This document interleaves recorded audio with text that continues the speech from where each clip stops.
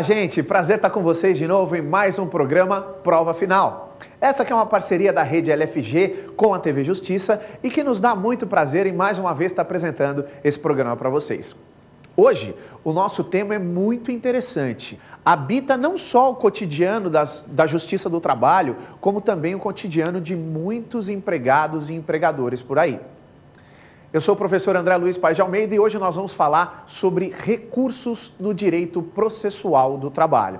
Você sabe que o nosso programa conta com 3 partes, sendo que a primeira parte a gente fala sobre o tema do dia, que, repito, hoje é recursos na Justiça do Trabalho.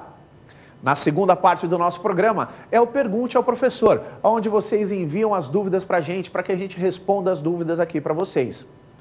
E finalizamos com a terceira parte do nosso programa, que é o X da questão, onde nós pegamos aí algumas questões colecionadas em exames da OAB, para que a gente possa trabalhar o tema que foi dado durante o nosso programa, na última parte do nosso programa, que é o X da questão.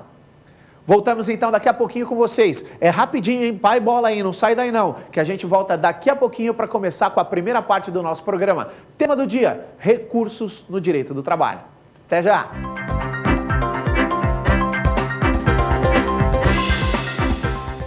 Olá, gente! Estamos aqui agora com a primeira parte do nosso programa, que, como eu falei agora há pouco para você, hoje trata-se de recursos no processo do trabalho. Olha, eu sei que esse programa é assistido não só por advogados, não é assistido também só por estudantes de direito, de um modo geral. Eu tenho visto muito e recebido retorno muito grande na rua, na internet, do pessoal que assiste o programa, mas na verdade assiste por curiosidade, como telespectador puro e simples. E esse é um tema muito importante para vocês. Na verdade, por que eu falo que o tema de recursos no processo do trabalho, ele não é um tema que só afeta exclusivamente aquele judicante na Justiça do Trabalho, ou seja, que afeta o reclamante, o autor, o reclamado, o réu da ação, o advogado ou os advogados de ambas as partes. Tem muita gente que me pergunta assim, professor André, por que o processo do trabalho demora tanto? Esse é um problema, cara. Esse é um grande problema.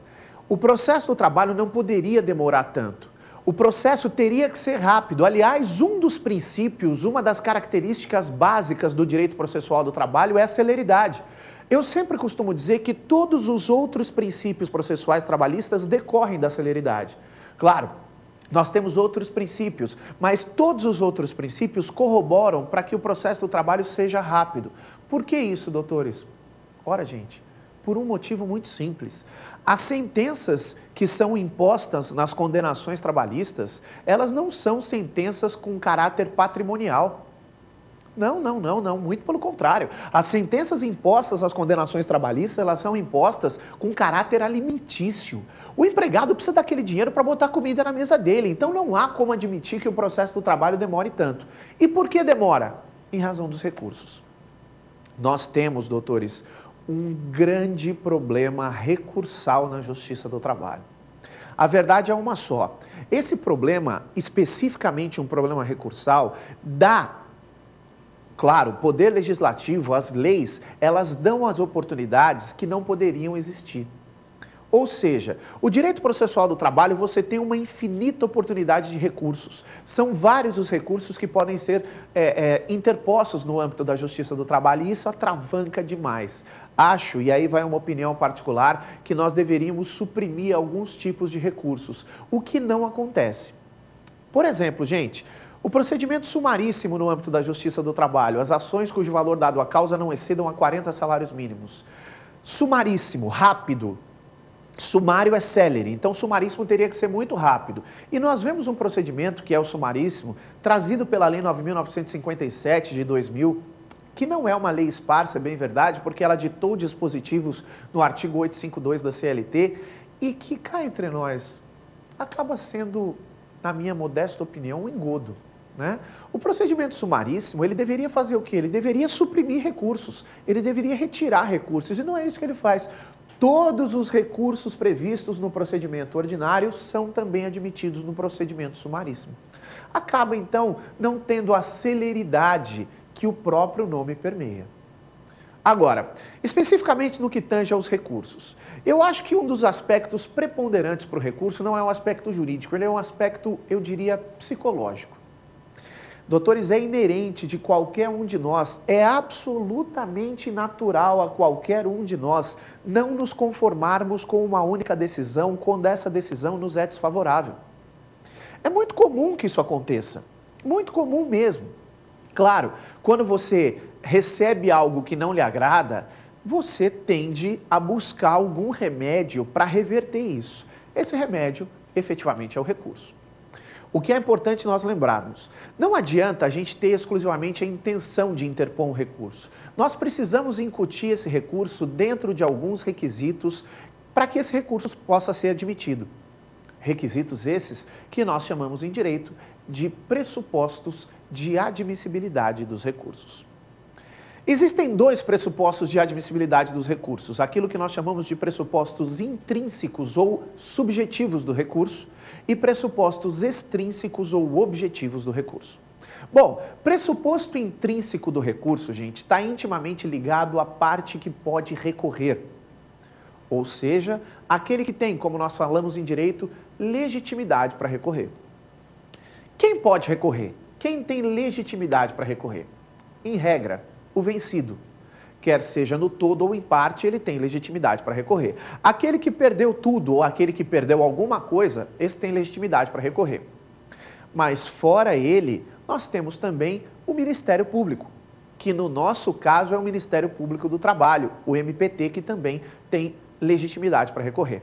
O André, quando que o Ministério Público do Trabalho pode recorrer? Quando envolve interesse de incapazes. Quando envolve interesse de incapazes, é uma oportunidade que o Ministério Público do Trabalho pode recorrer. E além desse vencido no todo ou em parte, o Ministério Público do Trabalho, temos também a oportunidade de recurso de um terceiro prejudicado. No processo do trabalho é muito comum esse terceiro prejudicado ser o INSS. Poxa, André, o INSS, eu explico por quê. O INSS, ele pode de fato recorrer, porque muitas vezes as sentenças impostas na Justiça do Trabalho, principalmente aquelas sentenças que impõem, ou melhor dizendo, que homologam acordo, que o ato que o juiz pratica quando homologa o acordo é uma sentença.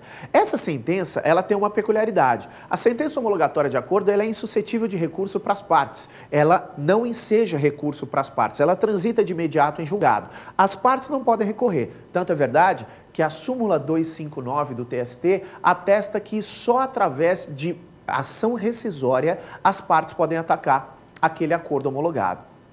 Mas o INSS pode recorrer. O INSS pode interpor recurso ordinário dessa sentença homologatória de acordo, que é um recurso básico que a gente vai ver daqui a pouquinho no nosso programa, e o INSS pode recorrer. Poxa, André, mas por que o INSS queria recorrer, pode querer recorrer de uma sentença homologatória de acordo? Isso porque, doutores, a Lei 10.035 de 2000, ela obriga os juízes do trabalho a oficiarem o INSS, para que o INSS saiba, ou pelo menos verifique, se nessa sentença existe alguma verba salarial camuflada. É muito comum na Justiça do Trabalho você fazer um acordo e colocar nesse acordo 100% de verba indenizatória.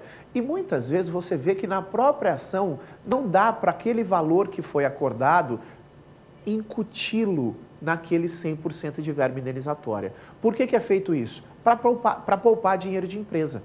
Né? Porque de verba salarial você tem que pagar um pouquinho de previdência social. Então, muitas vezes, o acordo é feito em cima de verbas exclusivamente indenizatórias e a caracterização do acordo em verba indenizatória é feita de maneira fraudulenta. Aí o INSS pode recorrer e entra falando, ó, isso aqui não tem como ser verba indenizatória 100% não, tem verba salarial incutida aí dentro. Então, o INSS é um exemplo típico de terceiro prejudicado.